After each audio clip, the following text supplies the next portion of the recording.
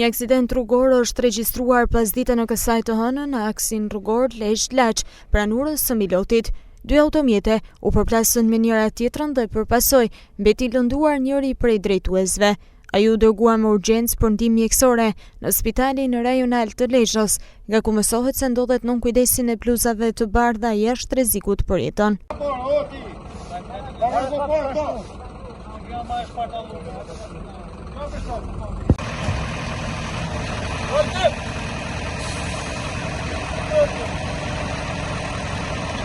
Burime nga vendngjarja bëjnë me dije se shkaki i mundshëm i aksidentit dyshohet të ketë qenë një manovër e gabuar nga njëri prej drejtuesve të mjeteve, duke sjellë të përplasjen.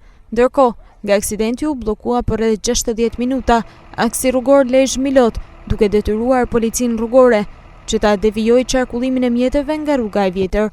Ky aksident risjellë një herë në vëmendje problemet e sigurisë në këtë segment rrugor, i cili prej kohësh konsiderohet si një nga më të rrezikshmit në qarkun e Lezhës, për shkak të ngarkesës së lartë të trafikut dhe mungesës së sinjalistikës së rregullt.